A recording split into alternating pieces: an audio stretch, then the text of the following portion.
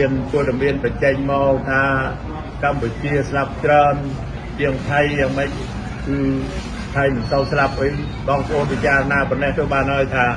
កងទ័ពកម្ពុជានៅក្នុងប្រទេសមានត្រង់សេបានជីត្រង់សេដាក់គម្របយ៉ាងមុំទោះបីកំភ្លើងធំទោះបីយន្តហោះទម្លាក់ក៏វាមិនងាយនឹងគ្រោះថ្នាក់ទេយើងបានប្រុងប្រៀបបានមុំទៅរីឯកងទ័ពថៃដើរធ្វើជើងរុកព្រៃមកវាយយើងនៅក្នុងប្រទេសវាយយើងនៅក្នុងប្រទេសដែលគ្មានត្រង់សេហើយអ្នកណាស្លាប់ច្រើនជាងយើងចារណាប៉ុណ្ណេះទៅឃើញហើយស្លាប់ច្រើនដោយសារយើងប្រើកំភ្លើង BM21 40កណ្ដុងដែលយើងបាញ់ម្ដងដូចជានៅភ្នំត្រប់វាលត្រីនៅប្រាសាទព្រះវិហារហ្នឹងយើងបាញ់ម្ដងមានតែ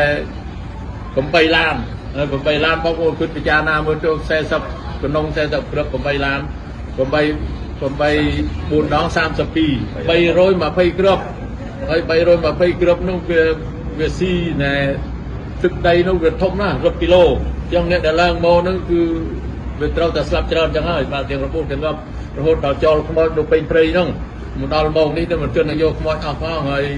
មានសត្វខ្មាសសត្វអីនោះពេញទៀតទាំងអស់ហើយចេះតែចាញ់គួរតែមានបំភ្លៃបំផិនថាកងទ័ពខ្មែរស្លាប់ច្រើនកងទ័ពខ្មែរអត់មានស្លាប់ច្រើនទេដោយសារយើងនៅក្នុងប្រទេសយើងនៅក្នុងត្រង់ទេ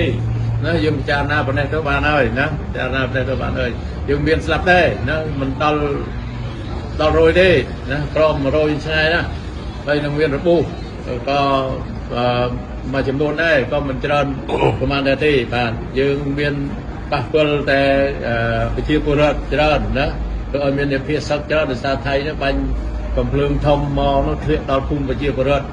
ហើយបាញ់កំភ្លើងធំមកធ្លាក់ប៉ះដល់វត្តដល់សាលារៀនដល់អីធ្វើឲ្យមានអ្នកភាសឹកដល់របស់នេះធ្វើឲ្យសាលារៀនរົບសពខ្នងបានត្រកបាត់រហូតដល់ថ្ងៃនេះមិនទាន់ដំណើរការអីបានផងហើយជាពលតាមគឺយើងបាននាំអ្នកសង្កេតការអន្តរជាតិផងហើយអ្នកសង្កេតការនៅអាស៊ានផងបានទៅមើលផ្ទាល់នៅក្នុងសមរភូមិតាមបណ្ដោយព្រំដែនទាំងអស់ចាប់ពីមុំបីមកអានសេះ